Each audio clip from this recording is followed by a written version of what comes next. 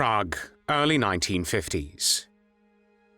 Whispers in the Czechoslovak capital carry more weight than speeches. Ministers fear each other. Comrades cross the street to avoid a colleague, and every knock on the door after midnight could mean the end. The Communist Party, triumphant since the coup of 1948, now turns inward, devouring its own leaders.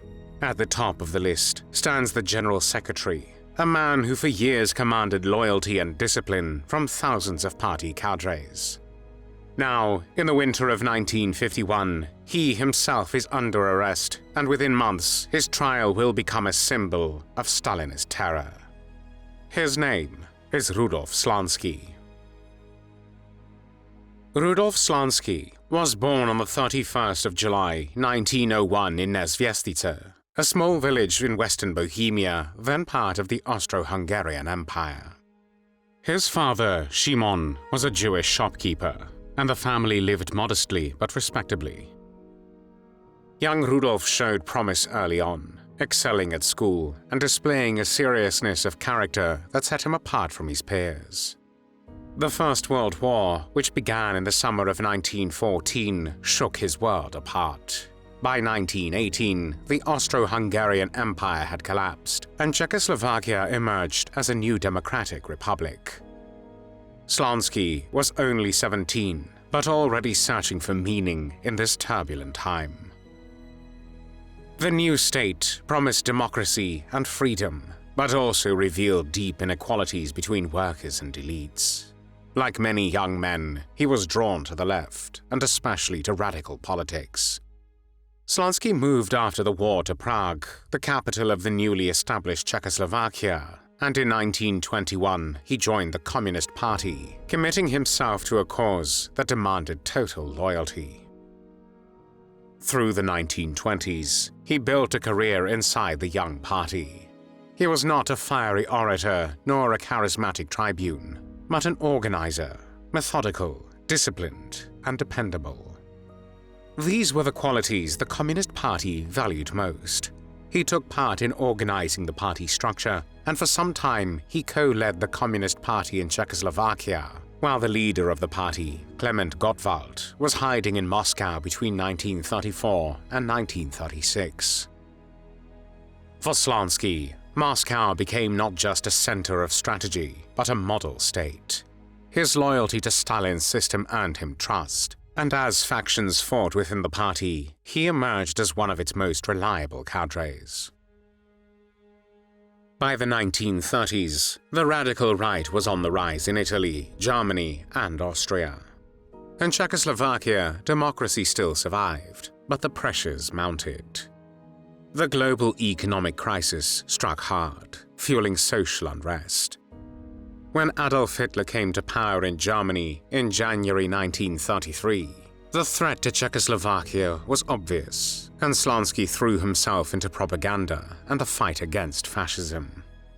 In this too, Slansky followed the example of Moscow and Stalin, who for most of the 1930s called for a united front against Nazism, until the Soviets themselves joined forces with Hitler in their imperial policy. The Munich Agreement of September 1938 marked a breaking point.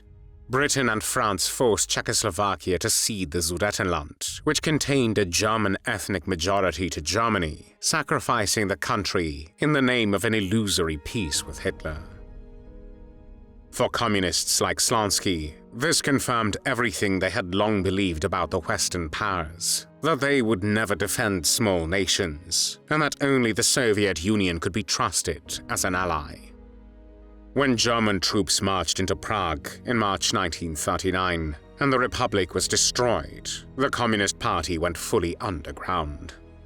Slansky, at that time, was already in Moscow, where he fled after Germany occupied Czechoslovak borderlands in the autumn of 1938.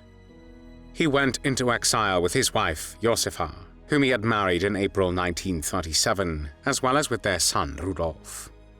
They later had two more children, daughters Nadezhda and Marta.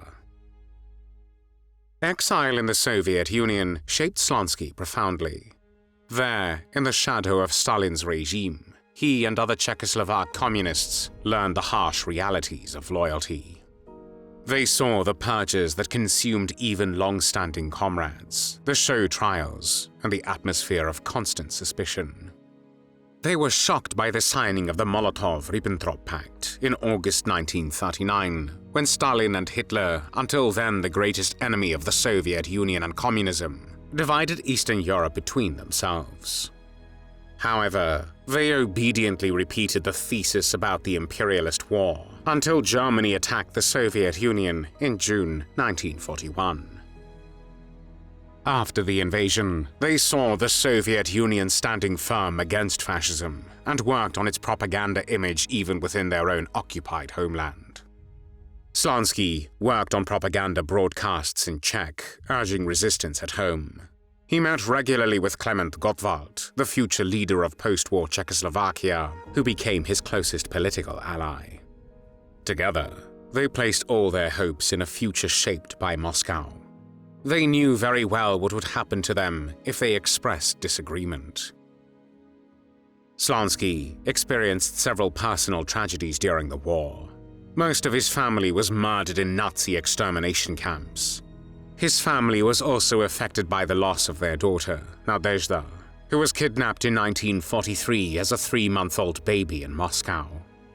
To this day, there is speculation about the motive for this kidnapping, but it is certain that Rudolf Slánský never saw his daughter again. During the Slovak national uprising, which began on the 29th of August 1944, he was flown from Moscow to Triduby airport in Slovakia and served as a communist delegate in the insurgent territory. When the Second World War ended in 1945, Slansky returned to Prague not as a marginal exile, but as a key figure.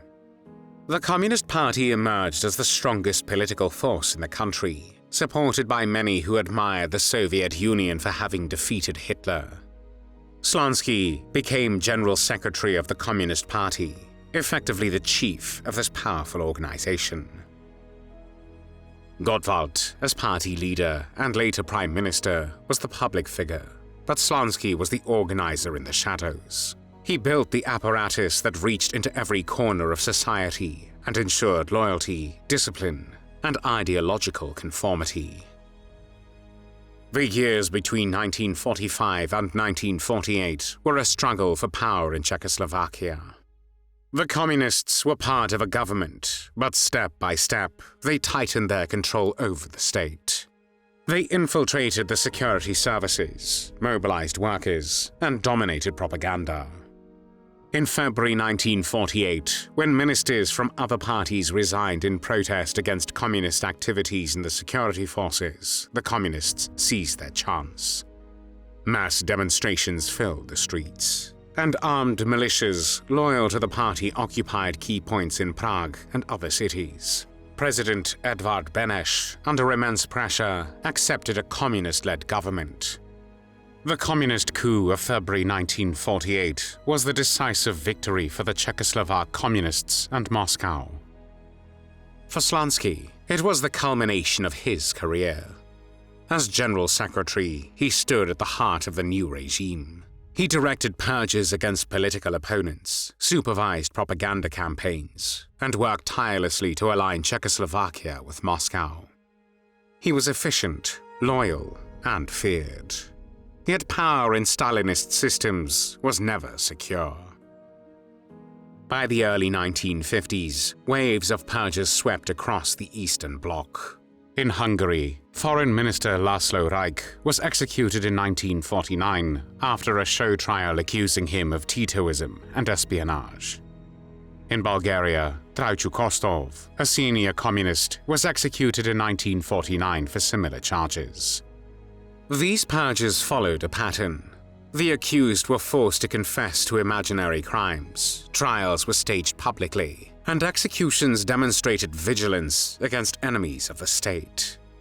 Stalin demanded this display of control, and his satellite states followed suit. In Czechoslovakia, the communist purges soon turned against party members. The economy was struggling. Shortages mounted, and the leadership needed scapegoats. Slansky, despite his long service, became a target. He had been too powerful, too central, and his Jewish origin made him vulnerable in a time when Stalin was pushing anti-Semitic campaigns. On the 23rd of November 1951, Slansky was arrested. The fall was dramatic. One day he was the second most powerful man in the country, the next he was in a cell, cut off from family and comrades. His interrogations were brutal. Beatings, sleep deprivation, and threats against his loved ones broke him down, and twice he tried to kill himself. Like many others caught in the Stalinist machinery, he eventually signed confessions admitting to treason, espionage, and conspiracy. He accused himself of working with Western intelligence, of being a Zionist agent, and of plotting with Tito's Yugoslavia. The trial began in Prague on the 20th of November 1952. 14 men were accused, most of them senior communists, many of them Jews. All the defendants had to memorize their statements, which had been written for them by their investigators, and were tested on them several times before the main trial began. Slansky himself appeared broken. He read his confession in a flat, emotionless voice, repeating the lies he had been forced to sign. He admitted to espionage, to conspiracy, to trying to destroy socialism from within. The trial was less about him than about the message it sent. It told Czechoslovaks that no one was safe, that vigilance had to be constant, and that Moscow's line must always be obeyed. When the verdicts were announced, 11 people, including Slansky, were sentenced to death. 3 were given life imprisonment. The impact was immense. Inside the party, fear deepened. If Slansky could be destroyed, then no one was beyond suspicion. The message was clear. Nothing protects you. In society, the trial shocked many. Some believed the propaganda, others whispered doubts, but open protest was impossible. Only after Stalin's death in March 1953 did the tide turn. In the following years, as de-Stalinization began, doubts grew. By 1963, Slansky was rehabilitated, but it was long after his trial and after his family had suffered years of stigma. On the 3rd of December 1952, the executions took place in Prague's Pankrác prison. Slansky, once the tireless organizer of communist power, was hanged alongside his comrades. His last words were, "I got what I deserved." His body was cremated, and his ashes were allegedly scattered on the road behind Prague, leaving no grave. Rudolf Slánský died as a victim of the brutal, inhuman regime he had once loyally built and served. When he was hanged, he was 51 years old. Before we end today's story, take a look at worldhistory.tv, your special destination for true history lovers. Discover exclusive documentaries and incredible stories you won't find anywhere else. Thank you for watching, and don't forget to subscribe for more.